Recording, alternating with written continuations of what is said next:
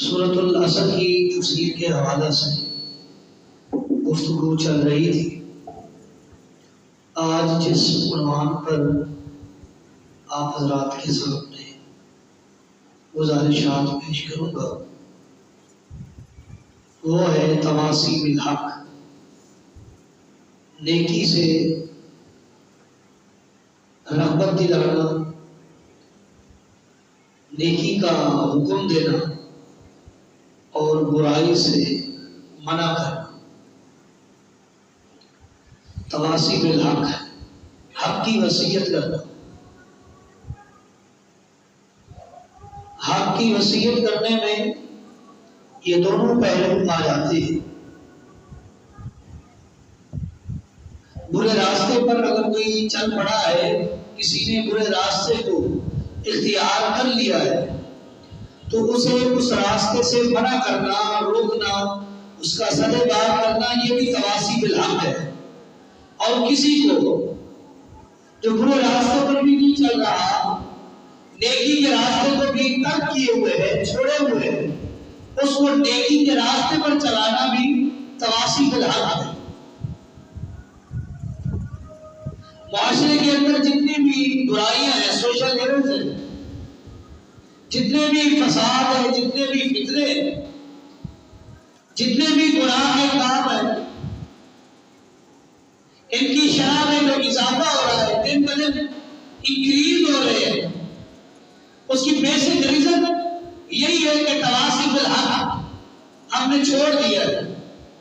حق کی وصیت کو پسے پلٹار دیا ہے کہ ہم کیوں کریں وصیت، ہم کسی کو سیدھا راستہ کیوں دکھائیں جب اس کو دنیاوی معاملات میں اپنی اچھائی اور برائی کا پتہ ہے، تو دین کے معاملے میں اس کو اچھائی اور برائی کا کیوں نہیں پتہ؟ وہ خود پتہ کرے، ہم کیوں وصیت کریں؟ وہ گناہ کر رہا ہے، ہمارے سر میں درد تو نہیں کہ اس کو منع کرے، وہ جانے، اس کا کام جانے، ہم کیوں روکیں؟ ایک چور چوری کر رہا ہے، ڈاکو ڈاکہ ڈال رہا ہے، ریاست نافذی کر رہا ہے، زانی زنا کر رہا ہے، آپ کا اور میرا حق بنتا ہے کہ اسے تواصی بالحق کرے، حق کی وصیت کرے، حق کے راستے پر چلنے کی ہدایت کرے، حق کے راستے پر چلانے کی کوشش کرے۔ یہ میری اور آپ کی رسپانسبلٹی ہے۔ اگر نہیں کریں گے تو قرآن کی اس پہلو سے منکر ہے۔ اللہ نے فرمایا وَتَوَاصَوْا بِالْحَقِّ۔ تمہارا تیسرا کام جو ہے، اگر معاشرے کی اصلاح چاہتے ہو، معاشرے میں بہتری چاہتے ہو، معاشرے میں حقیقت پسندی چاہتے ہو کہ حقیقت ہو، دین پر عمل ہو، دینی معاشرہ ہو، دین کے اصولوں کو، دین کے ضوابط کو فالو کیا جائے، تو دین کے ضابطوں میں سے ایک ضابطہ یہ بھی ہے کہ جس طرح ایمان لانا میری اور آپ کا حق ہے، ذمہ داری ہے، میری اور آپ کی رسپانسبلٹی ہے کہ ہم ایمان لے آئیں، اور اس کے ساتھ میری اور آپ کی ذمہ داری ہے کہ عمل صالح کریں۔ تیسری ذمہ داری یہ ہے کہ تواصی بالحق کریں، حق کی وصیت کریں۔ کوئی گناہ کر رہا ہے، اس کو گناہ سے منع کریں، کوئی برائی کر رہا ہے، اس کو برائی سے روکیں، اور کوئی شخص راہ راست سے ہٹ چکا ہے، بے راہی کا شکار ہے، ٹریکلس ہو چکا ہے، اپنے راستے کو چھوڑ چکا ہے، اس کو سیدھے راستے پر، صراط مستقیم پر لے آنا، یہ میری اور آپ کی ذمہ داری ہے۔ امام الانبیاء کا فرمان ہے، بخاری کی حدیث، من رأى منكم منکرا فلیغیرہ بیدہ فإن لم یستطع فبلسانہ وإن لم یستطع فبقلبہ وذلک اضعف الایمان۔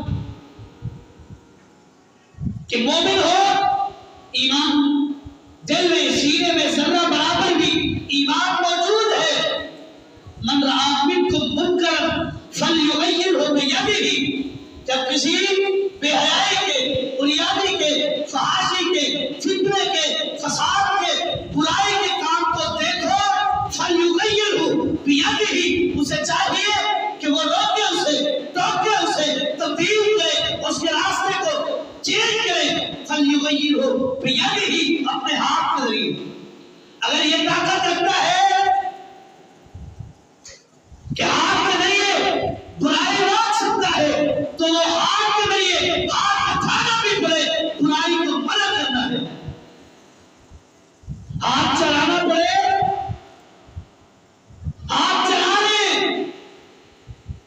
صدر کام کرنا ہے ڈانٹ ڈپٹ کرنی ہے تعلیم سکھانا ہے سیدھے راستے پہ چلانا ہے چاہے وہ اولاد ہے چھوٹا بھائی ہے یا بڑا بھائی ہے.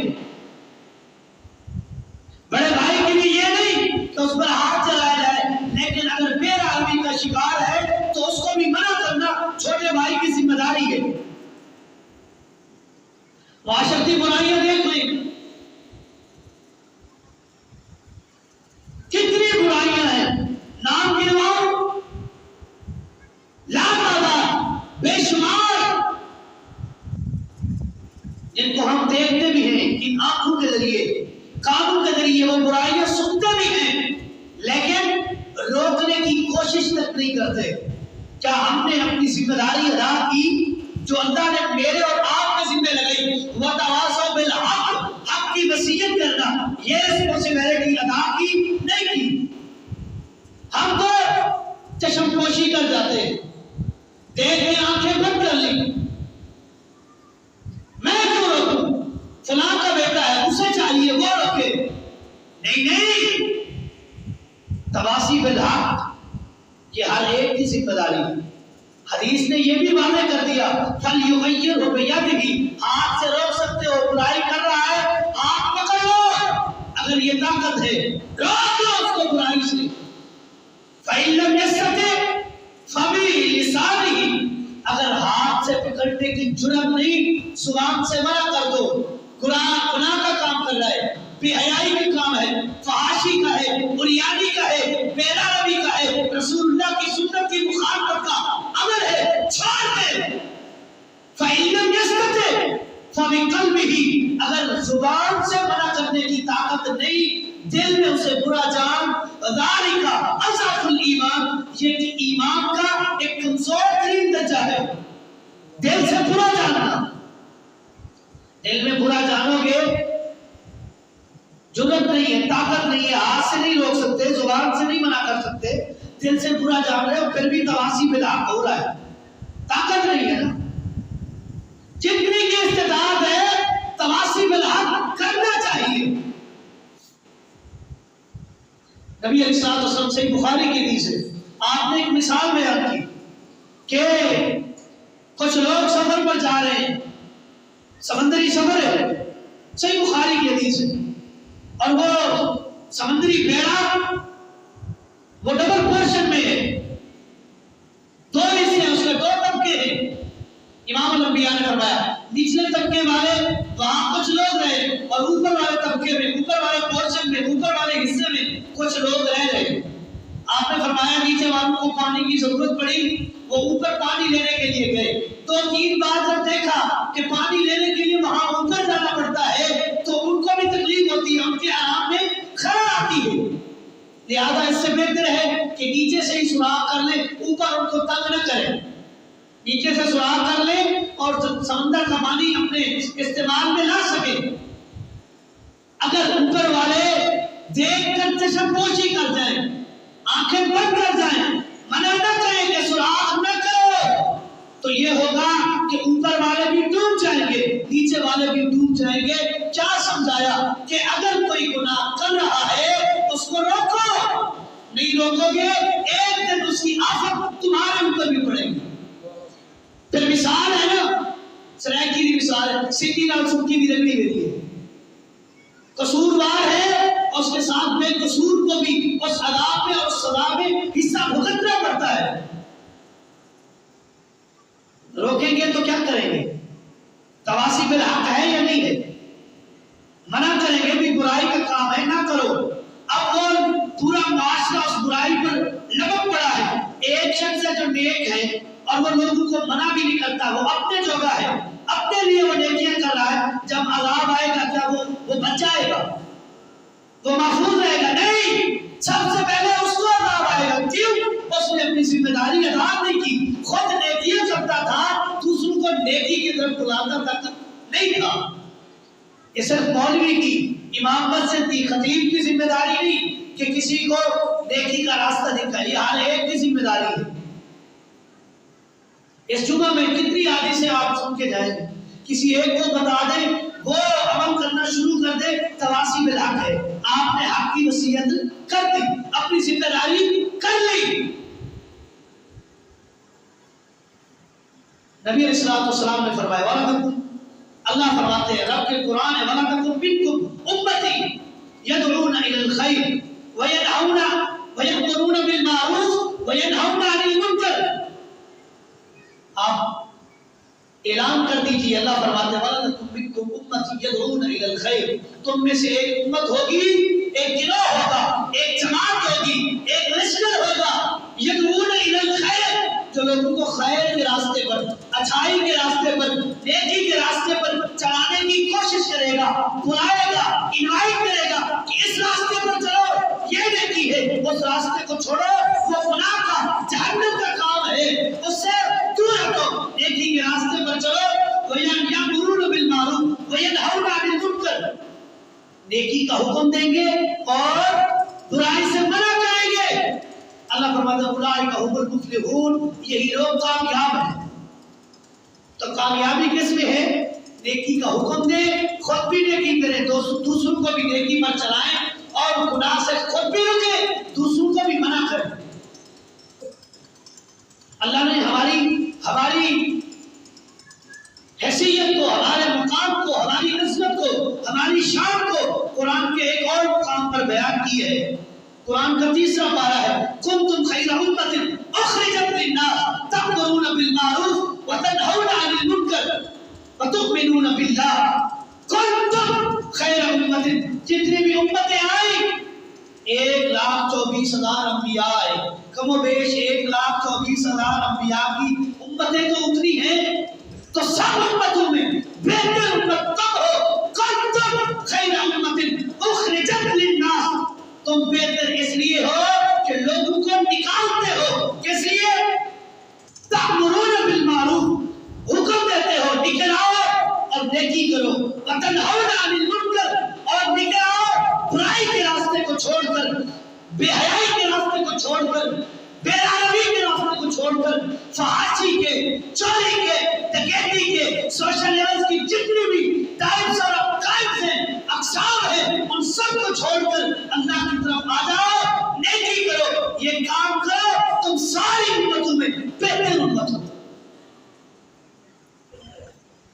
معیار، مقدار، یہ عزت، شہرت، عظمت، وقار اللہ نے کیوں دیا؟ 2 کاموں کی وجہ سے. تأمرون بالمعروف وتنہون عن المنکر، ایک نیکی کا حکم دینا ہے، دوسرا برائی سے منع کرنا ہے. یہ دونوں چیزیں کہاں ہیں؟ اللہ فرماتے ہیں والعصر ان الانسان لفی خسر الا الذین آمنوا وعملوا الصالحات وتواصوا بالحق. یہ دونوں چیزیں وتواصوا بالحق میں ہیں. تواصی بالحق، حق کی وصیت کرنا، گناہ سے روکنا بھی حق ہے اور نیکی کے راستے پر چلانا بھی حق ہے. جو ان دونوں کی وصیت کرے گا، اللہ فرماتے ہیں وہ لوگ ناکامی سے، خسارے سے، نقصان سے، گھاٹے سے، کل کے نقصان کے، کل کا نقصان جو قیامت کے دن بھگتنا پڑے گا، اس نقصان سے بچنا ہے. تواصی بالحق کرنا پڑے گا، نیکی کا حکم دینا پڑے گا جس قدر ہو سکے. ہاتھ کے ذریعے نیکی کا حکم دے، زبان کے ذریعے نیکی کا حکم دے. نہیں کہہ سکتے برائی سے منع کرے، ہاتھ کے ذریعے روکے. نہیں کر سکتے زبان کے ذریعے منع کریں. نہیں کر سکتے اس برائی کو اور اس برے شخص کو دل میں برا ڈالو. یہ تواصی بالحق ہے، حق کی وصیت ہے.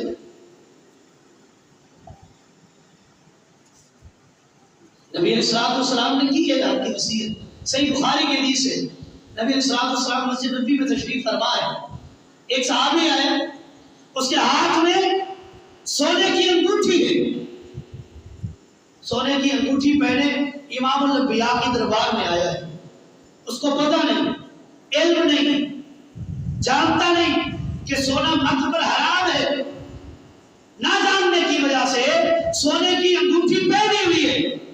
امام الانبیاء نے اس نئے آنے والے ساتھی سے یہ نہیں کہا کہ آج نیا آیا ہے، نرم گفتگو کریں، حق نہ بتائیں، حق نہ بتائیں، آج آیا ہے، آئے گا آہستہ آہستہ پھر بتائیں گے۔ نہیں، امام الانبیاء کی سنت ہے، کوئی آج آیا ہے، کوئی نیا آیا ہے، حق بیان کرنا یہ ہر ایک کی ذمہ داری ہے۔ حق نہیں بیان کرو گے، چھپاؤ گے کہ تمہارے حق کی سزا بھگتنی پڑے گی۔ یکتمون الحق، اللہ فرماتے ہیں وہ لوگ جو حق کو چھپاتے ہیں کل قیامت کے دن عذاب میں مبتلا ہوں گے، اور جو حق کی نصیحت نہیں کرتا وہ کہ تمہارے حق بھی کر رہا ہے، اب چھپا رہا ہے نا۔ تو اس کو دیکھا سونے کی انگوٹھی پہنے امام الانبیاء کے پاس آیا، آپ نے فرمایا یعمد احدکم، یعمد احدکم، تمہیں کیا ہو گیا ہے؟ اس شخص کو کیا ہو چکا ہے کہ جو شخص آپ کا انگارہ، آپ کا شعلہ لیتا ہے فَيَجْعَلَهَا فِي يَدِهِ، اور اس آپ کے انگارے کو، آپ کے شعلے کو ہاتھ پر رکھ لیتا ہے، کیا کیا تمہیں؟ کیا مانا کہ یہ سونے کی انگوٹھی جو تو نے پہنی ہے، گویا تو نے جہنم کے انگارے کو اپنے ہاتھ پہ رکھا ہے۔ آپ نے وہ انگوٹھی لی، اتار کے پھینک دی، اتار کے پھینک دی کہ مرد پر سونا حرام ہے، تو پہن کے آیا ہے اس لیے اتار کے پھینک رہا، پھینک دی۔ وہ محفل ختم ہوئی، صحابہ کرام اور بھی موجود تھے، اس صحابی سے کہنے لگے کہ اس انگوٹھی کو اٹھا لو، سونے کی ہے، مرد پر حرام ہے، عورت پر حرام نہیں ہے، اپنی بیوی کو دے دینا، بیٹی کو دے دینا، کسی غریب رشتہ دار عورت کو جس کی ضرورت ہو اس کو دے دینا۔ اس نے کیا جواب دیا؟ اس نے کہا لا واللہ لا اخذ وقد تراه رسول اللہ، اللہ کی قسم جس کو رسول اللہ نے اتار کے پھینک دیا ہے، میرے میں وہ جرأت نہیں ہے کہ اس کو دوبارہ اٹھا سکوں۔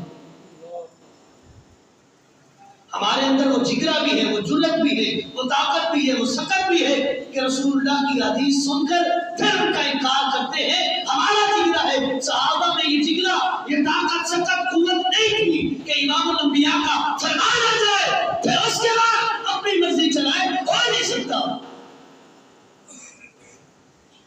اگر چلائیں گے تو امام الانبیاء کو نبی نہیں سمجھا۔ کیوں؟ اللہ نے امام الانبیاء کو قدوہ اور نمونہ، اسوہ، رول ماڈل اور آئیڈیل بنا کر بھیجا ہے۔ لَقَدْ كَانَ لَكُمْ فِي رَسُولِ اللَّهِ أُسْوَةٌ حَسَنَةٌ، بے شک ہم نے امام الانبیاء کو اس پوری امت کے لیے اسوہ اور رول ماڈل بنایا ہے۔ اتباع محمد رسول اللہ صلی اللہ علیہ وسلم کی کرنی ہے، بس اس کے علاوہ کسی اور کی اتباع میری اور آپ کی ذمہ داری نہیں۔ اتباع کریں گے تو محمد رسول اللہ کی صلی اللہ علیہ وسلم جس کی اتباع کا، جس کی اطاعت کا اللہ نے حکم دیا ہے، یا ایھا الذین آمنوا اطیعوا اللہ و اطیعوا الرسول، اے ایمان والو اللہ اس کے رسول کی اطاعت کرو۔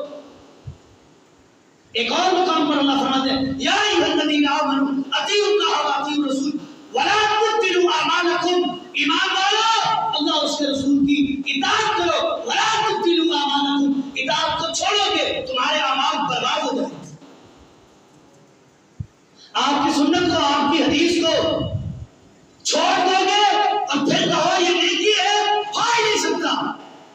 لاکھ نیکیاں کہو، لاکھ گن گن کے اس کے اجر اور ثواب بتاتے پھرو، جس کو رسول اللہ نے نہیں کیا وہ نیکی نہیں ہے، بس آپ نے کیا اس پر اجر بھی ہے، ثواب بھی ہے، جنت بھی ہے، وہ چھوٹا سا عمل ہی کیوں نہ ہو۔ امام الانبیاء نے فرمایا جس نے وضو میرے طریقے کے مطابق کیا، پھر 2 رکعت نماز میرے طریقے کے مطابق پڑھ لی، رب اس کی زندگی کے گناہوں کو معاف کر دے۔ یہاں شرط کرائٹیریا ہے کہ رسول اللہ کی سنت کی اتباع کرنی ہے۔ اگر رسول اللہ کے طریقے کو چھوڑ کر وضو کیا، نماز پڑھی، پھر وہ گناہ معاف نہیں ہوں گے۔ شرط رکھی ہے کہ آپ کی سنت کی اتباع کرتے ہوئے وضو کرنا ہے، گناہ معاف ہو جائے. اور ادھر ساری رات کھڑے ہو کر عبادت کرو، طریقہ محمد مصطفیٰ کا نہ ہو وہ عبادت نہیں ہے. آپ نے ایسے تو نہیں 3 صحابہ کرام کو منع کر دیا تھا، روک دیا تھا نیکی سے. آئے تھے، پوچھا تھا امام الانبیاء کی عبادت کے متعلق. پوچھ کر جب جانے لگے، ایک نے کہا ساری زندگی روزے رکھوں گا، افطار نہیں کروں گا، روزہ چھوڑوں گا نہیں. روزہ رکھنا کتنا بڑا ثواب ہے. امام الانبیاء فرماتے ہیں جو ایک نفلی روزہ رب کی رضا کی خاطر رکھے، رب اس کو جہنم سے دور کر دیتا. تو نیت کیا تھی؟ نیکی کی. اور دوسرے نے کہا ساری رات اپنی بقیہ زندگی سوؤں گا نہیں، تہجد ادا کروں گا. تہجد تو بہت بڑا ثواب ہے. یہ کہہ کر واپس پڑھتے امام الانبیاء کو علم ہوا. آپ مدینہ میں آئے، لوگوں کو جمع کیا مسجد نبوی میں اور کہنے لگے کیا ہو گیا ہے تم لوگوں کو؟ سب سے بڑا نیک میں ہوں، مجھ سے بڑا کوئی نیک نہیں ہے. تمہیں کیا ہو گیا ہے؟ تم اپنی مرضی کی عبادت کرنے لگے ہو. لا صام من صام الابد، اس شخص کا روزہ نہیں جو روزہ رکھے لگاتار رکھتا رہے، روزہ چھوڑے نہ، اس کا روزہ نہیں ہے. جو یہ عمل کرے جس کو نیکی بھی سمجھے، اگر ایک روزہ رکھ لیا چھوڑ دیے پھر رکھا اس پر ثواب ہے، جو لگاتار رکھ رہا ہے اس کو ثواب نہیں. کیوں؟ یہ طریقہ محمد مصطفیٰ کا نہیں ہے. اور تواصی بالحق میں 3 شرائط ہے. نام گنوا لیتا ہوں، انشاءاللہ اگلے جمعہ اس کی وضاحت کریں گے. تواصی بالحق میں نے کہا ہم میں سے ہر ایک کی ذمہ داری اور رسپانسبلٹی ہے، لیکن اس کے لیے 3 شرطیں ہیں تواصی بالحق کے لیے. سب سے پہلے جس کام کی وصیت کر رہے ہو اس کی معرفت، پہچان اور علم ہونا چاہیے. نیکی کا کہہ رہے ہو، پتہ ہو کہ امام الانبیاء نے کیا ہے. گناہ سے منع کر رہے ہو، علم ہو کہ یہ گناہ ہے، رسول اللہ نے منع کیا ہے، اس کا علم ہونا چاہیے. دوسری شرط جس کو تواصی بالحق کر رہے ہو اس کے ساتھ گفتگو نرم رویے سے کریں. رویہ اپنا بیہیویئر، سیلف بیہیویئر درست کرنا ہے. اور تیسری شرط وہ سورہ قصر میں اللہ نے بیان کی ہے، وتواصوا بالحق وتواصوا بالصبر. اور تیسری یہ ہے کہ جس کو وصیت کر رہے ہو حق کی، پھر اس وصیت پر گرم جوشی نہیں کرنی، صبر کا مظاہرہ بھی کرنا ہے. انشاءاللہ ان 3 شرائط پر اگلے جمعہ گفتگو ہوگی. هذا ما عندي والله اعلم بالصواب وما توفيقي الا بالله.